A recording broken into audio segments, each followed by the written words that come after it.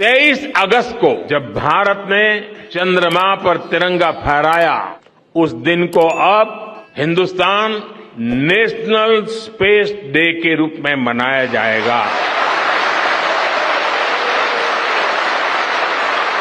आप सभी के बीच आकर एक अलग ही खुशी महसूस कर रहा हूं। शायद ऐसी खुशी बहुत रेयर ओकेजन होते हैं जब तन मन खुशियों से भर गया हो। और व्यक्ति के जीवन में कई बार ऐसी घटनाएं घटती हैं कि वो बेसब्री हावी हो जाती है। इस बार मेरे साथ भी ऐसा ही हुआ है। इतनी बेसब्री,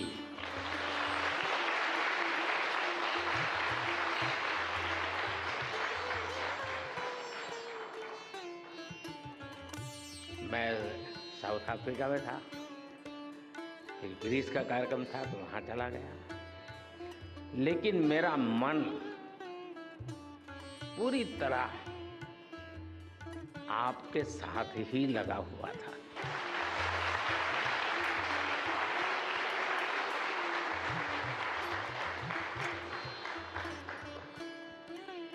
लेकिन कभी कभी लगता है कि मैं आप लोगों के साथ अन्याय कर देता हूँ।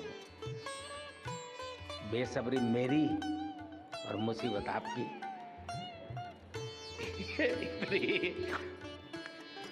सवेरे सवेरे आप सभी को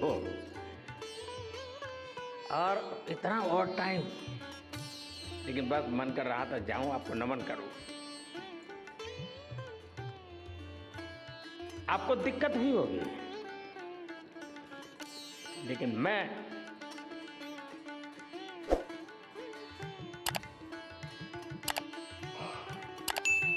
भारत में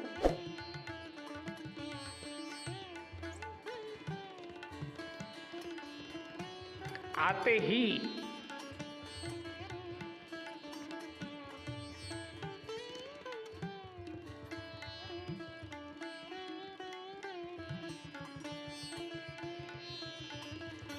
जल्द से जल्द आपके दर्शन करना चाहता था।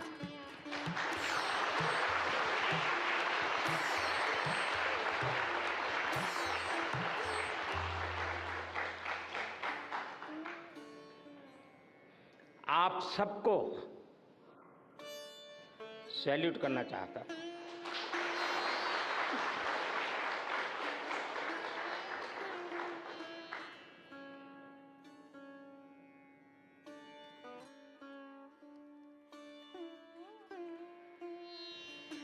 सैल्यूट आपके परिश्रम को, सैल्यूट आपके धैर्य को, सैल्यूट आपकी लगन को, सैल्यूट आपकी जीवटता को, सैल्यूट आपके जज्बे को। आप देश को जिस ऊंचाई पर लेकर गए हैं, ये कोई साधारण सफलता नहीं है। ये अनंत अंतरिक्ष में भारत के वैज्ञानिक सामर्थ्य का शंखनाद है।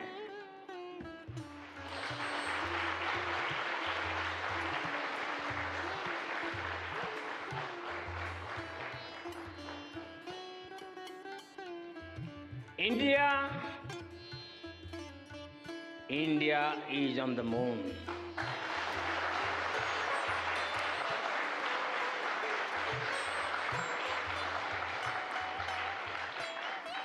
We have our national pride placed on the moon.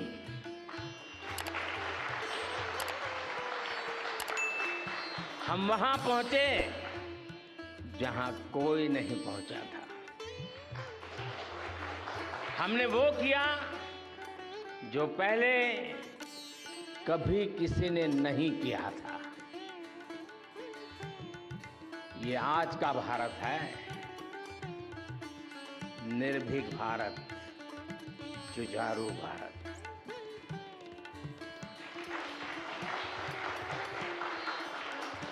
ये वो भारत है जो नया सोचता है, नए तरीके से सोचता है, जो डार्क जोन में जाकर भी दुनिया में रोशनी की किरण फैला देता है।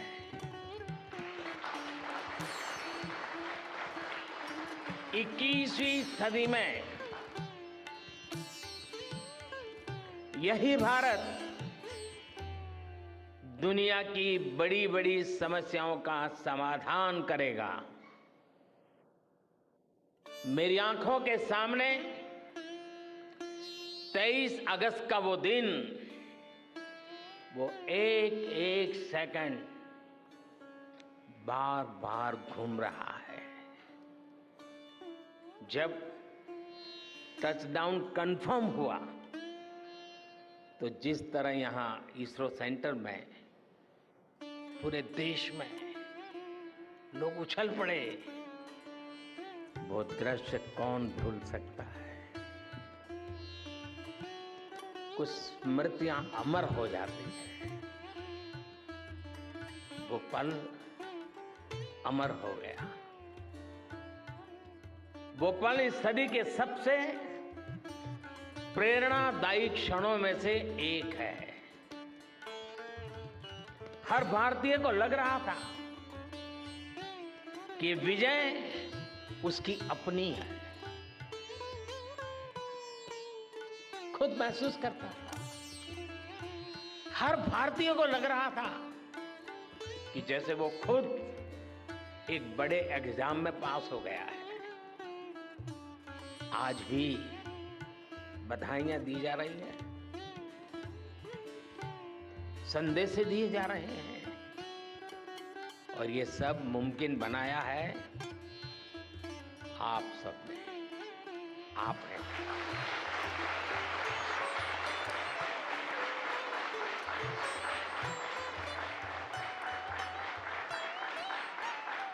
देश के मेरे वैज्ञानिकों ने ये मुमकिन बनाया है। मैं आप सबका जितना गुणगान करूं वो कम है। मैं आपकी जितनी सराहना करूं वो कम है। आप भी जानते हैं कि स्पेस सेक्टर का जो सामर्थ्य है वो सैटेलाइट लॉन्च करने या अंतरिक्ष की खोज से कहीं ज्यादा बड़ा है। स्पेस सेक्टर की एक बहुत बड़ी ताकत है जो मैं देखता हूं, वो है ईज ऑफ लिविंग और ईज ऑफ गवर्नेंस। आज देश में स्पेस एप्लीकेशंस को गवर्नेंस के हर पहलू से जोड़ने की दिशा में बहुत बड़ा काम हुआ है। आप लोगों ने जब मुझे प्रधानमंत्री के रूप में काम दायित्व दिया तो प्रधानमंत्री बनने के बाद मैंने भारत सरकार के जॉइंट सेक्रेटरी लेवल के ऑफिसर्स की स्पेस साइंटिस्ट के साथ एक वर्कशॉप करवाई थी, और इसका मकसद ये था कि गवर्नेंस में, शासन व्यवस्था में ट्रांसपेरेंसी लाने में स्पेस सेक्टर की ताकत का ज्यादा से ज्यादा इस्तेमाल कैसे करें। तब किरण जी शायद हम लोगों के साथ काम करते थे। इसी का नतीजा था जब देश ने स्वच्छ भारत अभियान शुरू किया, शौचालयों का निर्माण शुरू किया, करोड़ों घरों को बनाने का अभियान चलाया। तो इन सब के मॉनिटरिंग के लिए, उसकी प्रगति के लिए स्पेस साइंस ने बहुत मदद की। आज देश में दूर दराज के इलाके में एजुकेशन, कम्युनिकेशन और हेल्थ सर्विसेज पहुंचाने में स्पेस सेक्टर की बहुत बड़ी भूमिका है। इन दिनों आजादी के अमृत महोत्सव के निमित्त जो जिले जिले में अमृत सरोवर बन रहे हैं, उसका भी टैगिंग, उसके भी मॉनिटरिंग स्पेस के द्वारा ही हो रही है। बिना स्पेस टेक्नोलॉजी के हम टेलीमेडिसिन और टेली एजुकेशन की कल्पना तक नहीं कर सकते। स्पेस साइंस ने देश के रिसोर्सेज के ऑप्टिमम यूटिलाइजेशन में भी बहुत मदद की। हमारे देश के एग्रीकल्चर सेक्टर को ताकत देने में, मौसम का अनुमान लगाने में स्पेस सेक्टर जो मदद करता है वो देश का हर किसान जानता है। आज वो देख लेता है अपने मोबाइल पर अगले सप्ताह मौसम का क्या हाल है। देश के करोड़ों मछुआरों को आज नाविक सिस्टम से जो सटीक जानकारी मिल रही है वो भी आप ही की देन है। आज जब देश में बाढ़ आती है, कोई प्राकृतिक आपदा आती है, भूकंप आता है, तो हालात की गंभीरता का पता लगाने में आप सबसे पहले आगे आते हैं। जब साइक्लोन आता है तो हमारी सैटेलाइट उसका सारा रूट बताती है, सारी टाइमिंग बताती है और लोगों की जान भी बचती है, संपत्ति भी बचती है। और सिर्फ साइक्लोन के कारण जो संपत्ति बचती है ना, उसका अगर जोड़ लगा दें तो आज स्पेस का जो खर्चा है उससे वो ज्यादा हो जाता था।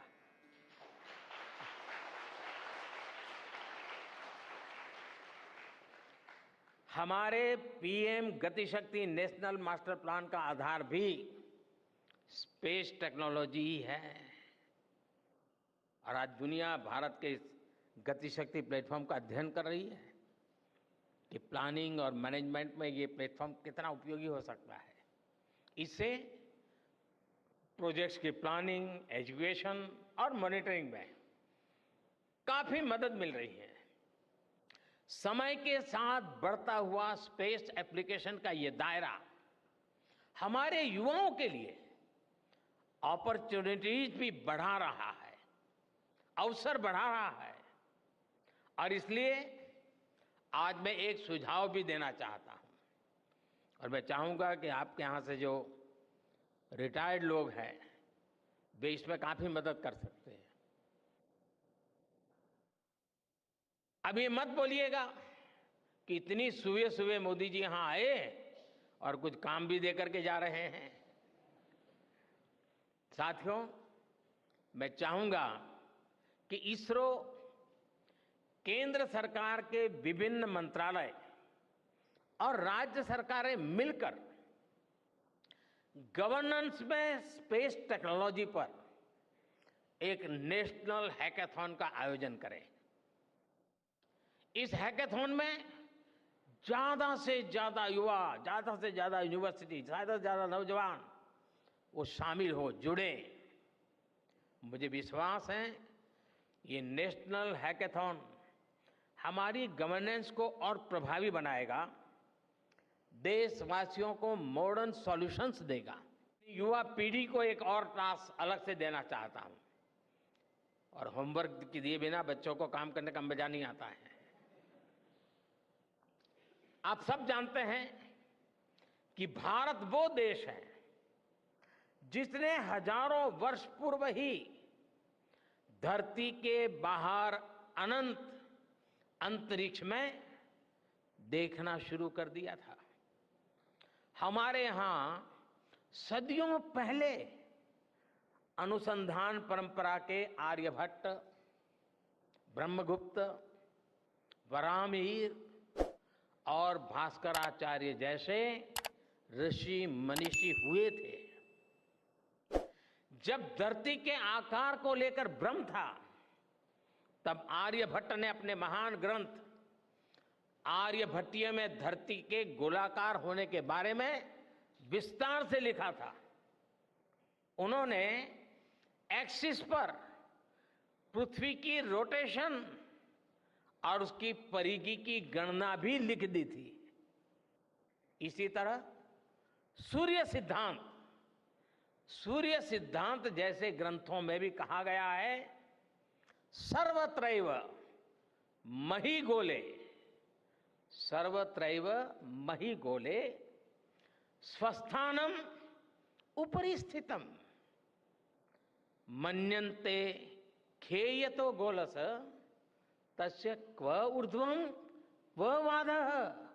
अर्थात पृथ्वी पर कुछ लोग अपनी जगह को सबसे ऊपर मानते हैं, लेकिन ये गोलाकार पृथ्वी तो आकाश में स्थित है, उसमें ऊपर और नीचे क्या हो सकता है, ये उस समय लिखा गया था। ये तो मैंने सिर्फ एक श्लोक बताया है। ऐसी अनगिनत रचनाएं हमारे पूर्वजों ने लिखी हुई है। सूर्य, चंद्रमा और पृथ्वी के एक दूसरे के बीच में आने से ग्रहण की जानकारी हमारे कितने ही ग्रंथों में लिखी हुई पाई जाती है। पृथ्वी के अलावा अन्य ग्रहों के आकार की गणनाएं, उनके मूवमेंट से जुड़ी जानकारी भी हमारे प्राचीन ग्रंथों में मिलती है। हमने ग्रहों और उपग्रहों की गति को लेकर इतना सूक्ष्म गणनाएं करने की वो काबिलियत हासिल की थी कि हमारे यहां सैकड़ों वर्ष आगे के पंचांग यानी कैलेंडर्स बनाए जाते थे। इसलिए मैं इससे जुड़ा एक टास्क अपनी नई पीढ़ी को देना चाहता हूं, स्कूल कॉलेज के बच्चों को देना चाहता हूं। मैं चाहता हूं कि भारत के शास्त्रों में जो खगोलीय सूत्र है, उन्हें साइंटिफिकली प्रूव करने के लिए, नए सिरे से उनके अध्ययन के लिए नई पीढ़ी आगे आए। ये हमारी विरासत के लिए भी जरूरी है और विज्ञान के लिए भी जरूरी है। आज जो स्कूल के, कॉलेज के, यूनिवर्सिटी के स्टूडेंट्स हैं, रिसर्चर्स हैं, उन पर एक तरह से ये दोहरा दायित्व है। भारत के पास विज्ञान के ज्ञान का जो खजाना है, वो गुलामी के लंबे कालखंड में दब गया है, छिप गया है। आजादी के इस अमृत काल में हमें इस खजाने को भी खंगालना है, उस पर रिसर्च करनी है और दुनिया को भी बताना है। दूसरा दायित्व ये कि हमारी युवा पीढ़ी को आज के आधुनिक विज्ञान, आधुनिक टेक्नोलॉजी को नए आयाम देने हैं। समंदर की गहराइयों से लेकर आसमान की ऊंचाई तक, आसमान की ऊंचाई से लेकर अंतरिक्ष की गहराई तक आपके लिए करने के लिए बहुत कुछ है। आप डीप अर्थ को भी देखिए और साथ ही डीप सी को भी एक्सप्लोर करिए। आप नेक्स्ट जनरेशन कंप्यूटर बनाइए और साथ ही जेनेटिक इंजीनियरिंग में भी अपना सिक्का जमाइए। भारत में आपके लिए नई संभावनाओं के द्वार लगातार खुल रहे हैं। 21वीं सदी के इस कालखंड में जो देश साइंस और टेक्नोलॉजी में बढ़त बना ले जाएगा, वो देश सबसे आगे बढ़ जाएगा। आज जब मैं देखता हूं कि भारत की युवा पीढ़ी साइंस को लेकर, स्पेस को लेकर, इनोवेशन को लेकर इतनी एनर्जी से भरी हुई है, तो उसके पीछे हमारे ऐसे ही स्पेस मिशंस की सफलता है। मंगलायन की सफलता ने, चंद्रयान की सफलता ने, गगनयान की तैयारी ने देश की युवा पीढ़ी को एक नया मिजाज दे दिया है।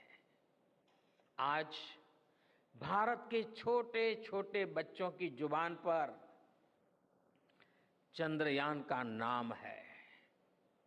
आज भारत का हर बच्चा आप वैज्ञानिकों में अपना भविष्य देख रहा है। इसलिए आपकी उपलब्धि सिर्फ ये नहीं है कि आपने चांद पर तिरंगा लहराया, लेकिन आपने एक और बड़ी उपलब्धि हासिल की है, और वो उपलब्धि है भारत की पूरी पीढ़ी को जागृत करने की, उसे नई ऊर्जा देने की। आपने एक पूरी पीढ़ी पर अपनी सफलता की गहरी छाप छोड़ी है। आज से कोई भी बच्चा रात में जब चंद्रमा को देखेगा तो उसको विश्वास होगा कि जिस हौसले से मेरा देश चांद पर पहुंचा है, वही हौसला, वही जज्बा उस बच्चे के भीतर भी है, उस युवा के भीतर भी है। आज आपने भारत के बच्चों में आकांक्षाओं के जो बीज बोए हैं, कल वो वट वृक्ष बनेंगे और विकसित भारत की नींव बनेंगे।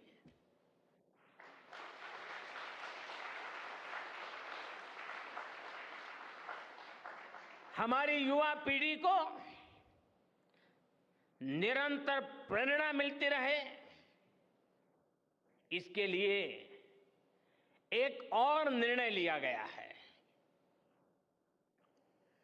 23 अगस्त को जब भारत ने चंद्रमा पर तिरंगा फहराया, उस दिन को अब हिंदुस्तान नेशनल स्पेस डे के रूप में मनाया जाएगा।